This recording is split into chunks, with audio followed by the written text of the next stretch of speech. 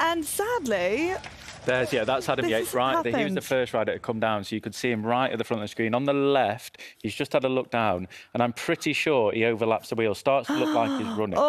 That slings him under, but you can just see how hard that he hit his head. He did get back on, got back into the peloton. I was surprised how quickly he got back on, or was let back on his bike. Yeah. Should there have been more checks then there? Well, to be fair to the UCI, they're doing a lot to try and implement this concussion protocol that they brought in a couple of years ago.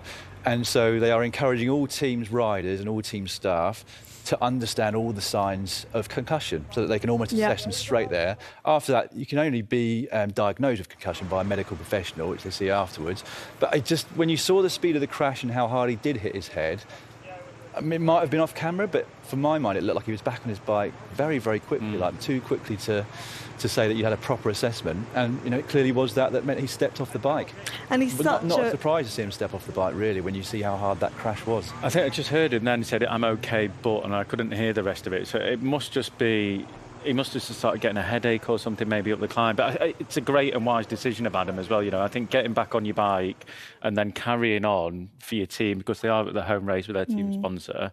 But at the same time, just getting onto that last climb and going, look, I really don't feel well. I've got bigger, like, in the nicest way possible, I've got bigger fish to fry later. You've got to look after yourself, haven't you? I'm just going to take a step back. And he won here back in 2020. He's competed here for the last 4 years. He's always ended up on a podium, hence why we thought he was going to do really well. But with his experience, especially at this tour, you know when things are playing against you as an athlete. And he obviously thought, you know what, it's actually not worth putting myself in a position, even if it is for the sake of the team. Because he did get back on so quickly, like you say, because they want to do that effort for the team. Yeah, which is what makes the concussion protocol so hard to implement, because it's a natural tendency for a rider to think, I need to get back up quickly, otherwise I'm going to be minutes behind the bunch. So it is difficult for them, but I'm glad that he did step off, because he would have had a sense, obviously, straight away, even on the flat road going slowly, as they were at the time, that he wasn't quite right. But he might have thought to himself, you know, I'll see how I feel on the climb, things might come around and I might feel a little bit better.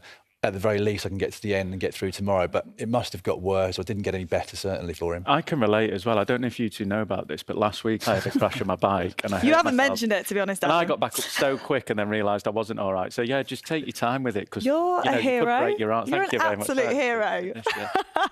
Yes, you can just see how much he means to the team, you know, how much they care about him and want to look after him. But it does, like, open it up a little bit. Like we were talking pre-race, you know, now that... Yeah, that feels sort of horrible to say, doesn't it? But in terms of entertainment of the race, I would say that the exit of Adam Yates is going to make it more entertaining. There'll certainly be a lot more belief in the rivals and other riders than there was at the start this morning, because, you know, the situation they had, it's like, well, anyone that goes, Adam Yates can go with them, possibly drop them, especially on Sunday's climb, which really suits him. Whereas now they're just, you know, slightly weakened. You know, saw a bit of weakness in McNulty today as well. I also think as well with this is that when Adam Yates stopped, they didn't stop and change their tactic.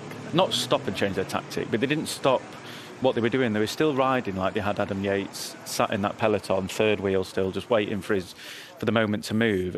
And I think without Adam Yates in, you really need to assess it quickly and go, OK, Adam's not here. We need to change what we're doing. Just back off a little bit, save yourselves, because attacks might start to come. And I understand trying to keep the pace high, but if you've got McNulty losing time, which they ultimately don't want at all, Jay Vine also losing a little bit of time, you'd think in that situation to say, OK, guys, we haven't got Adam here to cover the big attacks if they do start to go. So it's only you guys now that can cover it. And sort of say, what do you need? What do you want? And they might have just said, just chill, just back off a little bit. We haven't got the best climber in the race here anymore. So, yeah, I was quite surprised. I wasn't surprised at the time, but when I look back at it now and think, oh, wow, they didn't do that correctly.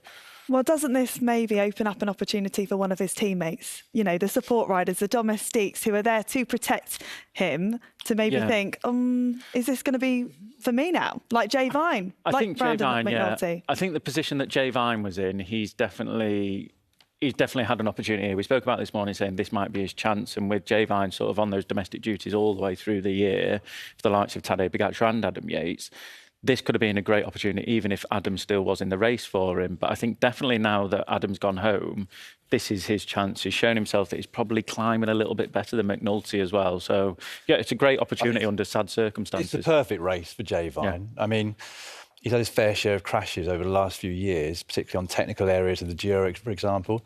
Whereas this race, it's so open and wide, and that element. It's not, every road. Obviously, we saw a crash today, but there's much less chance of crashes on that sort of thing. And it's just one climb now on Sunday that's probably going to make the difference between winning or losing, should there not be any crosswinds between now and then. And we just know what sort of numbers he's able to put out for like the half hour that's going to take. You know, they're world class. He's got a really great chance of winning this race. Wow, it opens it up, doesn't it? And actually, when we were watching it, you said it looks like they're climbing the moon. It did look, honestly, it's not a 21k climb. No idea where that came from.